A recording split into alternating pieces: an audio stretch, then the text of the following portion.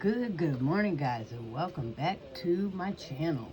Today we're going to talk about safeguarding your heart because on Saturday we talked about, or it was Friday or Saturday, but we talked about toxic people. So today I want to talk about safeguarding your heart from those people.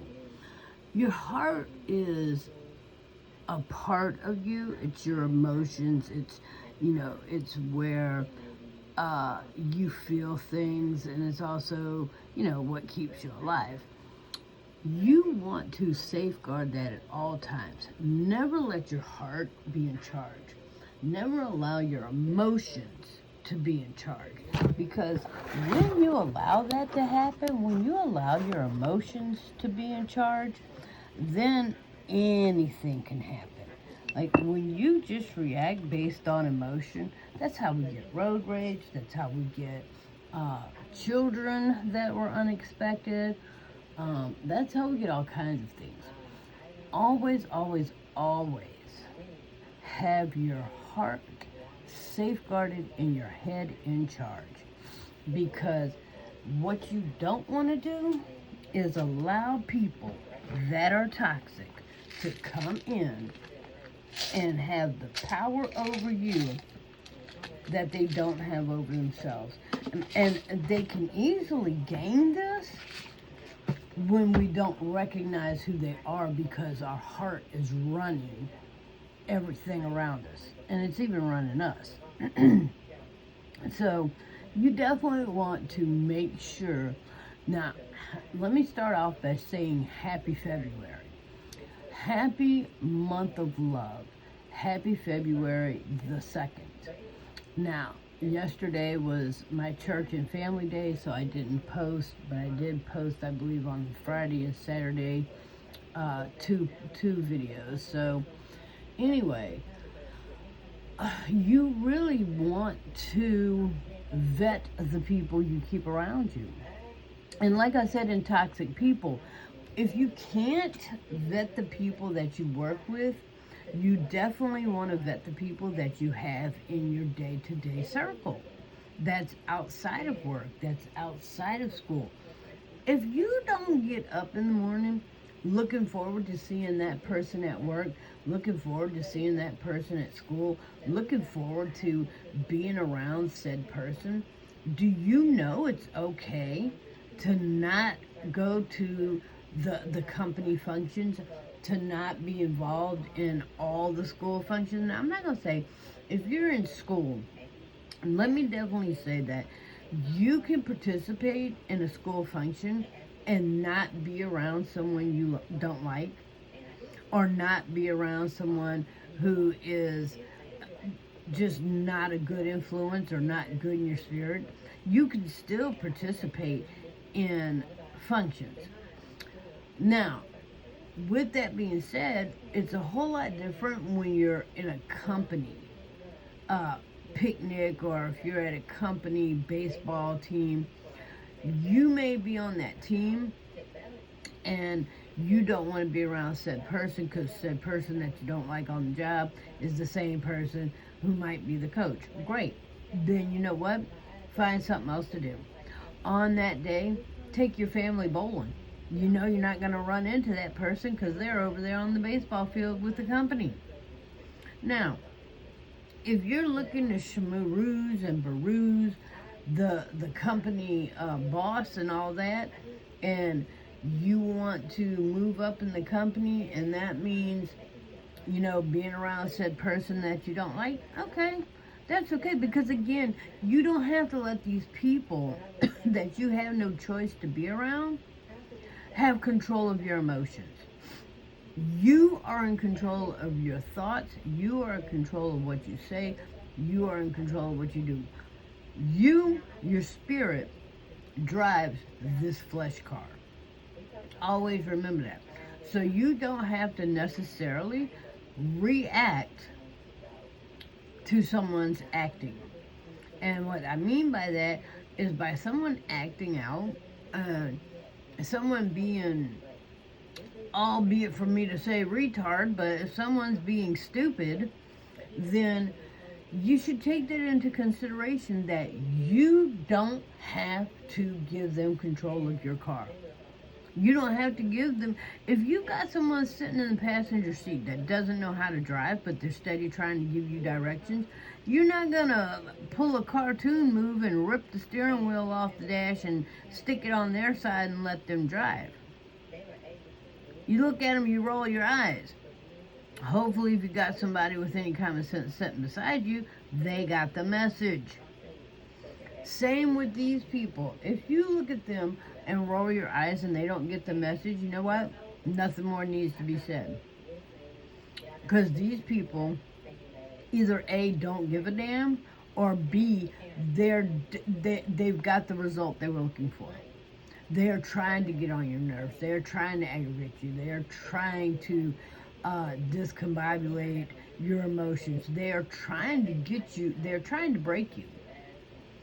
Because their ultimate goal is to have you think, do, say, react, and move the way they want you to. So that being said, you don't give them that kind of control. Again, like I said with toxic people, if you can't get away from these people, the only way to safeguard your heart is to cut the emotional tie. To cut the emotional tie. Don't sit there and go, oh God, this witch, this, You're giving them too much thought, too much energy. Simply look at them, roll your eyes, and look back at what you're doing. At that point, tune them out. At that point, no longer acknowledge them. Don't give these people permission to drive your body when they don't know how to drive their own. Don't let these people drive your emotions when they don't deserve it.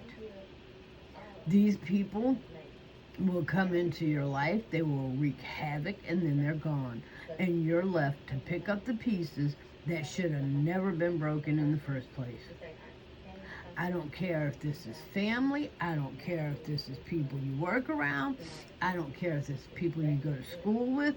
I don't care who it is. Don't give control of your emotions, of your heart, of your time, of your thought, of yourself to people that don't deserve it, don't respect it, and don't know how to navigate it. Or don't care to navigate it. If you're sitting around walking on eggshells because you don't want to upset somebody, and then they're always upset anyways, okay. Oh, yeah. What does that tell you? Like, you're going to be upset anyways, no matter what I say, no matter what I do, no matter what I think, no matter what. And then at that point, just be you. Just be you and less care. Because if this person doesn't give 2 ounces of a flip about your thoughts, your emotions, what you're doing, then they don't deserve it in return. And this is what I'm telling you. And it doesn't make you a bad person. And it doesn't make you a bad Christian.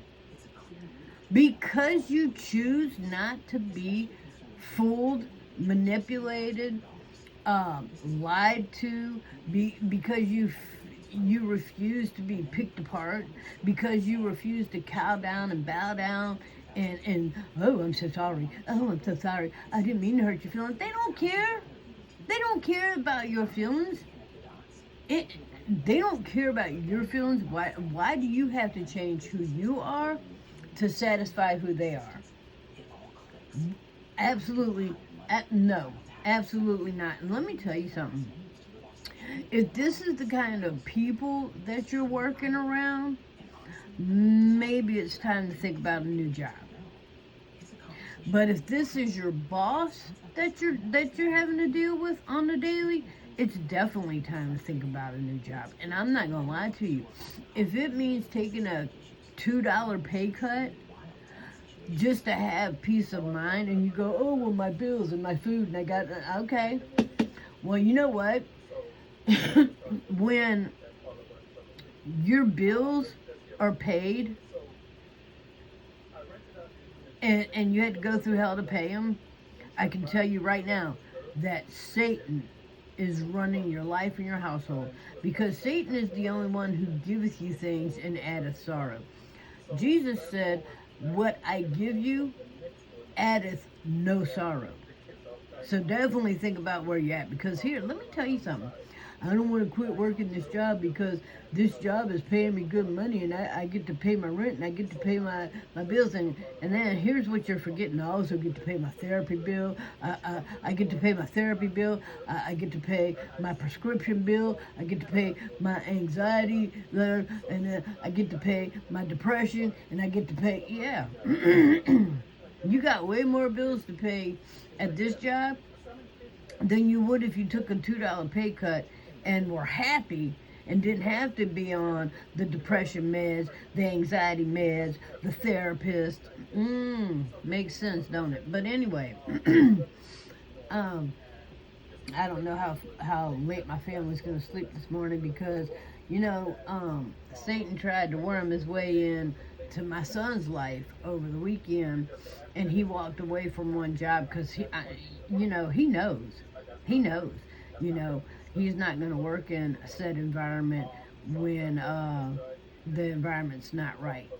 So he walked away from one job, and today he's going for another one. So, and that's how it works. Look, guys, I wouldn't tell y'all to do something that me and my family aren't darn well prepared to do ourselves. So my son found himself in a sexual harassment situation back on Friday.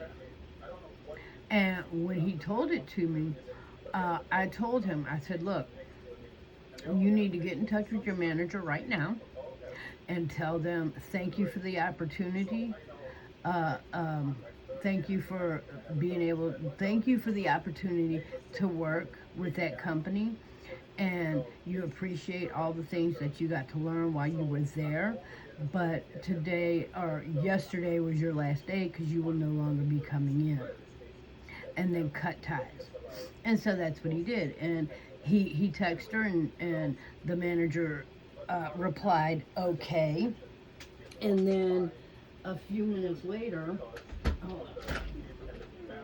All right. Sorry about that, guys. It's kind of hot in here. I had to crack my front door. But a few minutes later, he gets a text saying, hey, did something happen? And I told him, I said, look, don't even reply. Don't even reply, because at this point, you can say what the situation was, and she's like, oh, well, if you tell somebody what the situation is, and then she's like, okay, well, let me deal with it, and then you go back in, the tension now between you and those coworkers aren't worth it. They're not worth it. So I told him, I said, you know what? Cut ties. Cut ties. And that's what he did. So he just thanked them politely for the opportunity to work there and learn what he did and grow as much as he could. And now it's time to move on. And this is what I tell you when I tell you that, safeguard your heart. This is what I'm teaching him. This is what he already knows from being a small child. Because it is better to cut ties, especially if it's a job. Now, if it's a school, you might have to hang in there. But sometimes you really have no choice but to cut ties for your own sanity. Do not keep yourself in a situation around people where, if God's trying to remove you from something, and 9 out of 10, you need to go and not fight it. I'm just going to say 10 out of 10. If God's trying to remove you from a place, go. Just go. Because I guarantee you there's something bigger and better on the flip side of that, because staying where you run the risk of sexual harassment, where you run the risk of, just, if what you're doing is driving you towards a therapy bill and antidepressants and anti-anxiety, you need to go. Just go.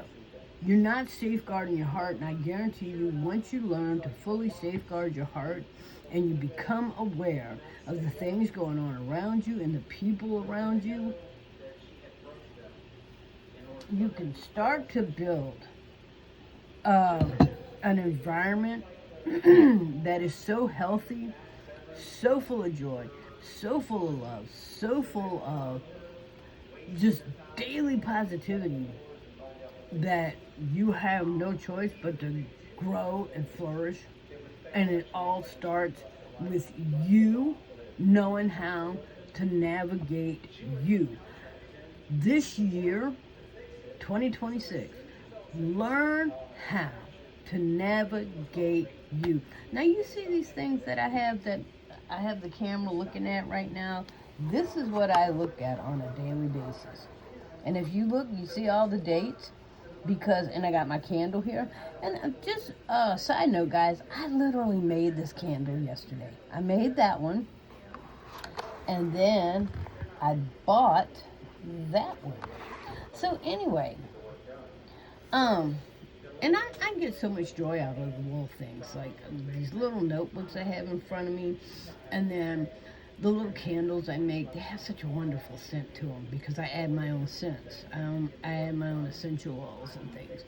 But, learn how to navigate you. Keep your heart safe. Doesn't mean you have to cut everyone off. It doesn't mean... Now, sometimes you do. Sometimes, like in my toxic video, sometimes you just have to be done with certain people. But in a case where you can't, or in a case where you don't think you're ready, you can be around said person without giving them control of your emotions.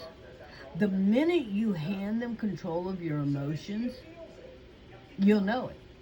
Because their face just lights up like, gotcha. So remember, stay in control of your emotions. You stay behind that driver wheel. You stay in control. And once you learn to navigate you, what triggers you, you know what I'm saying? Because guess what? Other people knowing your triggers shouldn't mean it gets to work. I can show you a gun all day long, and you can see the trigger. It doesn't mean you get to activate it. You know what I'm saying? So just because you know what upsets me and you mention it, doesn't mean coming from you it's gonna work. So let's just say I got an arm lopped off, okay? And you know this subject upsets me because of everything that happened leading up to it. Maybe I had a sickness or disease, and I really don't, guys. I'm just saying this as a scenario. Let's just say something happened, and I was sick, and I had to have, my arm amputated, and you knew that this situation always caused me heartache, always caused me depression, okay, you knowing this, you're going to bring that up to me. My reaction, see, because I can't control you. My reaction to what you do and say is completely and totally up to me. It is up to me. It is not in your hands today, and I don't give you that power over me. I don't give you that kind of power over me. And again, this is a situation where somebody goes, "Oh yeah, I'm so sorry that you had to go through that," and you just look at them and go, "Thanks." Again, a 1 to 2 word response, and they may think they have you. Don't let them have you. Don't give them that control. And if once they realize they're seeing you less and less, and they're hearing from you less and less, hold on, let me let the cat in. Come on. Come on. Yeah, my cats know how to knock. But anyway, they do. They knock to come in, and They sit there and round to go out. But anyways, don't give people control over you guys, okay? Safeguard your heart at all costs in any situation. Always it's better for you to just look at somebody and not say anything than to say something out of stupidity. Come on. Come on, Lee. Come on. Come on there. Alright, sorry guys. Cat didn't want to come in because the dog's right there. But anyway, you know, it's it's one of those things that if a person knows they're upsetting you and they enjoy doing it, then seriously, again, reconsider that job, reconsider that situation, reconsider that school. Nowadays, and I would honestly say this, 9 out of 10, what you're studying at school can now be done at home online. So that's something to think about. And many jobs too. But if you can't get out of this situation, then again, know how to navigate yourself. Because if somebody else has control over your emotions, that means they have learned how to navigate you, and that's why they have control. If I can get in your car and drive your car faster, better, more precise than you, that's an issue. Nobody should know how to drive you better than you. And so with that note, I'm going to end. I love you guys with the love of the Lord. Today is Monday, February the 2nd. So happy February, happy month of love, and I will see you guys in the next one.